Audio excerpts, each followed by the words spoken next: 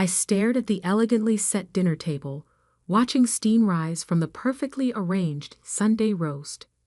The familiar scent of rosemary and thyme filled our family's dining room, but tonight something felt different, heavier, like the air itself was holding its breath. "Emily, pass the potatoes," my father said without looking at me. His voice carried that stern edge I'd grown familiar with over the past few months, the one that suggested I was barely worth acknowledging. I was 32, single, and according to my family, the disappointment of our prestigious Williams lineage. What they didn't know was that I'd spent the last 6 years quietly building something they couldn't begin to understand. "Did you hear about Marcus?" my mother asked, her perfectly manicured hands gesturing toward my younger brother. "He just made junior partner at his law firm, youngest in the company's history." Marcus smirked from across the table. At 29, he'd always been the golden child, the one who followed the expected path: law school, prestigious firm, country club membership, everything our parents had mapped out. "That's wonderful," I said softly, taking a small bite of roast beef. I could feel their eyes on me, waiting for signs of jealousy or resentment. I gave them neither. "Speaking of success," my father began, placing his fork down with deliberate slowness, "we need to discuss the house situation." My stomach tightened. I'd been waiting for this moment. 6 years ago, when I left my corporate job to start my own real estate investment company, they'd laughed, called it a phase, said I'd come crawling back when reality hit. Instead, I'd worked in silence, building a portfolio that now included 12 properties across 3 states. But they didn't know that. They thought I was barely surviving, living in the old family home out of their generosity, the same home my grandmother had left to me in her will, much to everyone's shock. "Emily," my father continued, his voice growing harder, "your mother and I have decided it's time for a change. Marcus needs a proper family home now that he's making partner, somewhere to start his own family." I took another small bite, chewing slowly. "I see. Don't act dense," Marcus cut in. "You've been living there rent-free for years. It's time someone responsible took over. Someone with a real career." My mother nodded in agreement. "We've already spoken to the family lawyer.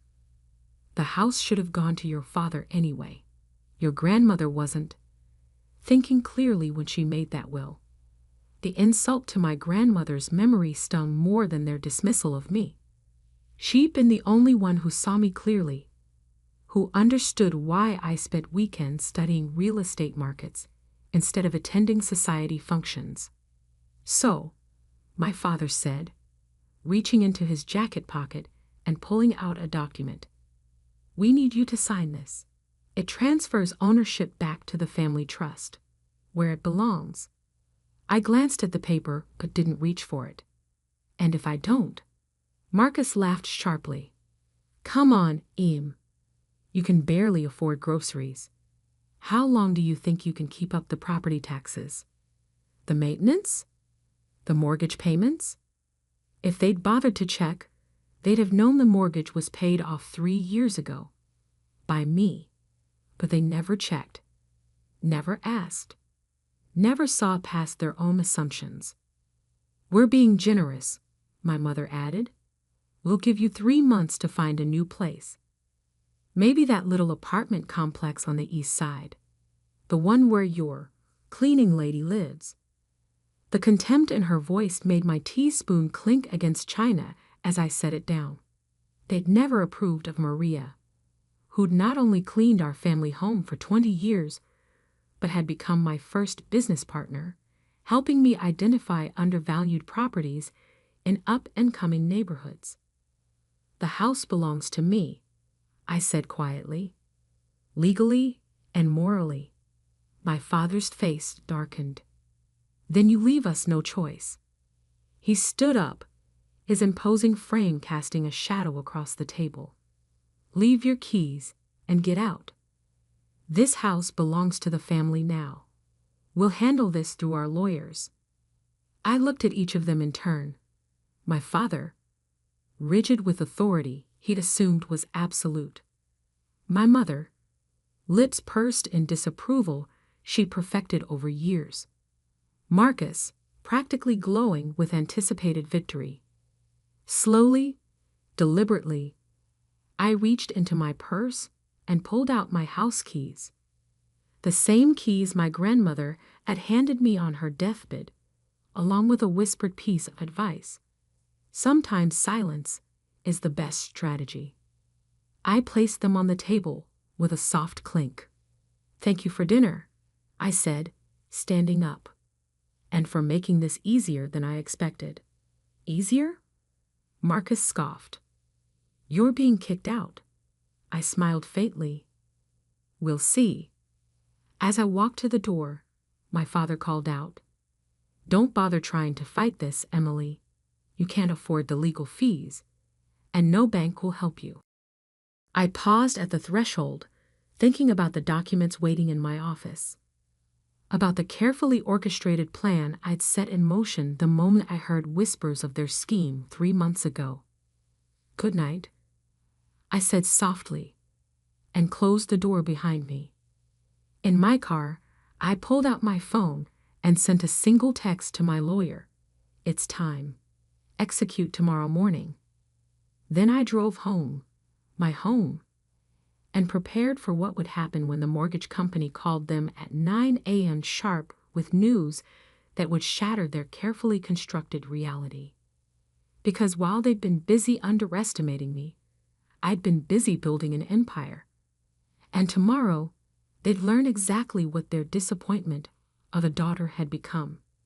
The next morning, I sat in my home office, watching the autumn sunlight filter through tall windows. The antique grandfather clock, another gift from my grandmother, showed 8:57 a.m. In exactly 3 minutes, my family would receive a call that would change everything. My phone buzzed. A message from Maria. "They just pulled up in the driveway. Your father, mother, and Marcus. They look angry." I smiled, remembering the conversation I'd had with Highland Mortgage Corporation last week. The timing couldn't have been more perfect. At precisely 9:00 a.m., I heard the doorbell ring. Then aggressive knocking. "Emily," my father's voice boomed through the door. "Open up immediately." I pressed the intercom button. "I'm in a meeting. Please wait in the parlor. Maria will let you in." I could practically hear my mother's disdain at being greeted by the housekeeper, but they had no choice. As they settled into the parlor, my phone lit up with an incoming call. "Robert Chen, Senior VP at Highland Mortgage." "Everything's proceeding as planned," he said. "I just spoke with your father. He wasn't pleased to learn about the transfer." "I imagine not," I replied calmly. "Thank you, Robert." I opened my laptop, checking my portfolio dashboard one last time. Everything was in place. 6 years of careful planning, of quiet acquisitions, of strategic patience, all leading to this moment. The parlor door burst open. My father stormed in, face flushed, waving his phone. "What is the meaning of this? The mortgage company says you've transferred the loan to your corporation? That you own not just this house but half the properties in the Heights district." Behind him, my mother clutched her designer handbag like a shield. Marcus looked less smug now, his lawyer's mind finally beginning to grasp the situation. I turned my laptop around, showing them the portfolio dashboard. "Would you like to sit down? This might take a while to explain." "Explain what?" Marcus snapped. "How you've been deceiving us." "No," I said quietly. "How you've been deceiving yourselves." I pulled up the first document, the original deed to our family home. When grandmother left me this house, you all assumed I couldn't handle it, that I'd fail. What you didn't know was that she also left me her real estate investment guidelines, her strategies, her vision. My mother sank into a leather armchair, her composure cracking. But you've been struggling. Working from home. No office, no employees. I clicked to the next screen. A satellite view of the Heights district, with properties highlighted in blue. Those aren't signs of struggle, Mother. They're signs of strategy. Every property in blue belongs to Williams Capital Investment Group, my company. Impossible, my father whispered. That's nearly 40 properties. 47, I corrected, including the building where Marcus's law firm rents their top-floor office space. I bought it through a subsidiary last year. Your rent helps fund my new acquisitions. Marcus collapsed into a chair, his face pale. The merger meeting room. The one they suddenly renovated last month. My building manager mentioned you liked the changes, I said with a small smile. I'm glad. I chose the design myself. My father's hands were shaking now. The mortgage company said, they said you've paid off over $780,000. I finished for him. Yes, 3 years ago. The house has been fully owned by my corporation since then. I just let you all believe otherwise because, well, it was simpler that way. But how? My mother demanded. Where did you get the capital? I thought about the nights I'd spent studying market trends, the weekends exploring emerging neighborhoods with Maria, the relationships I'd built with local business owners and developers, all while they assumed I was failing. I started small, I explained. Used my savings to buy a foreclosed duplex. Renovated it with Maria's help. Yes, Mother, our housekeeper is actually my business partner and owns 15% of the company. We flipped that property for triple the investment, then leveraged it for larger purchases. I pulled up another document, my company's current valuation. The number made my mother gasp. She couldn't finish the sentence. More than the family trust, I supplied. Yes, significantly more. My father straightened his tie, his businessman instincts finally overriding his anger. Why tell us now? Why not sooner? Because you needed to show your true colors first, I said calmly. I wanted to see if you really tried to take my home, the home grandmother trusted me with, and you did. I stood up, walking to the window that overlooked the garden where I'd first dreamed of building something of my own. Now we can discuss new terms. You can continue living in the family properties. Yes, I own those too, but with formal lease agreements. Market rate rent. Professional terms. You charge your own family rent? My mother asked incredulously. The same way you were ready to make me homeless. I turned back to face them. Yes, business is business, isn't it, Father? That's what you always taught us. Marcus stood up, straightening his expensive suit. The family lawyers will already know. I cut him off. I hired them last year when I acquired their building. They work for me now, too. The silence that followed was deafening. Years of assumptions, of dismissals, of quiet condescension, all shattered in a single morning. My father was the first to speak again. What do you want? Respect, I said simply. Not as your daughter. You've made your feelings clear on that front. But as a businesswoman who's built something substantial, something real. I handed each of them a folder containing new lease agreements for their respective properties. You have until Friday to sign. After that, we can discuss alternative arrangements.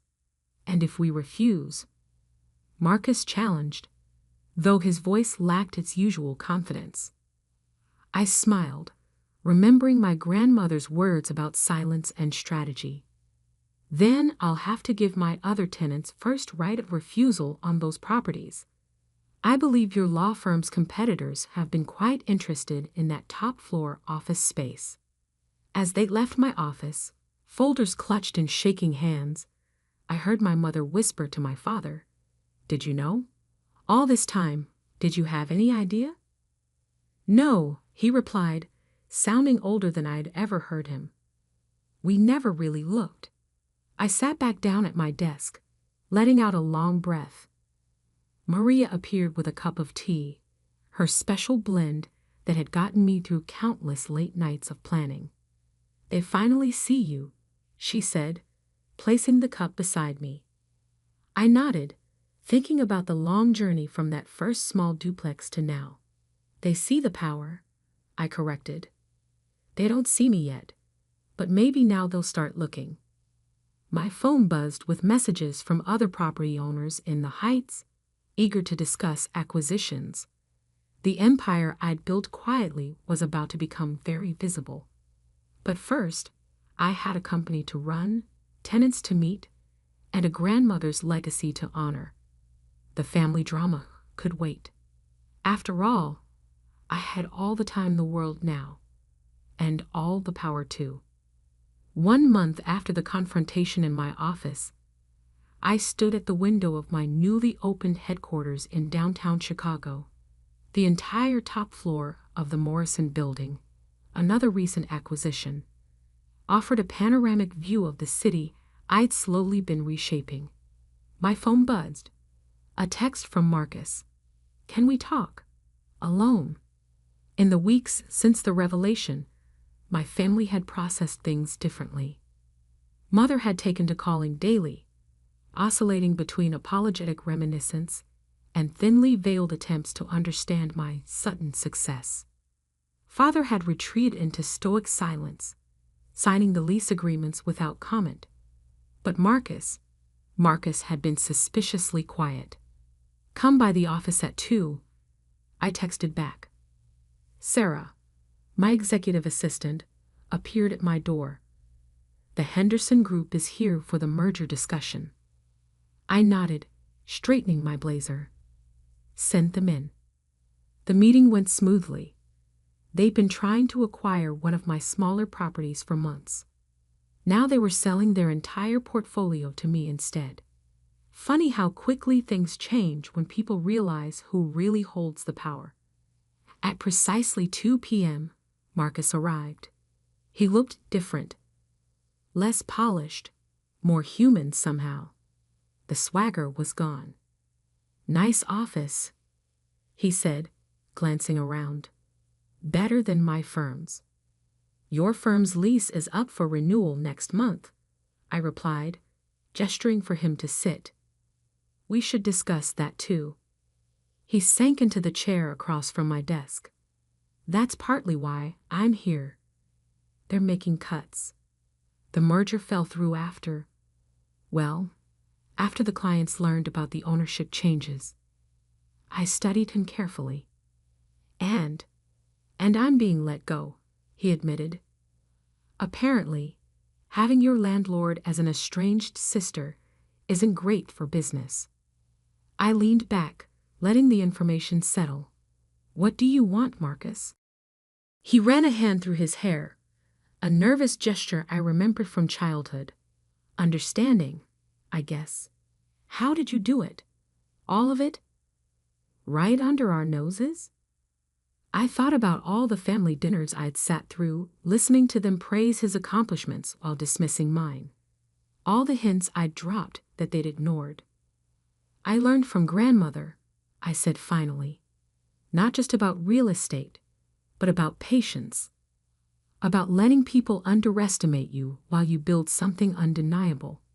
She always said you were different," he murmured. "Special, I just thought." "You thought she was being kind to the failing granddaughter," I finished. "Everyone did. That was useful." I opened my laptop, pulling up a document I'd prepared weeks ago, waiting for this moment. Your firm isn't failing because of our family drama, I told him. It's failing because their business model is outdated. Their client acquisition strategy is weak, and their market analysis is surface level at best. He blinked. How do you know all this? Because I've been studying them for years, just like I study every tenant, every competitor, every potential opportunity. I turned the laptop toward him. This is a preliminary analysis of where they're bleeding money and how to fix it. Why show me this? Because I'm offering you a job, I said simply, not out of family obligation, but because you're smart when you're not blinded by ego. I need someone to head our legal department as we expand into new markets. The shock on his face was almost comical. You want me to work for you? With me, I corrected, as an equal partner in the legal side of the business. But understand something. This isn't about family. This is business. You'll earn your place, or you'll lose it, just like anyone else. He stared at the contract I placed before him. Does Father know about this offer? Father doesn't make my business decisions anymore, I replied. Neither does Mother, or anyone else.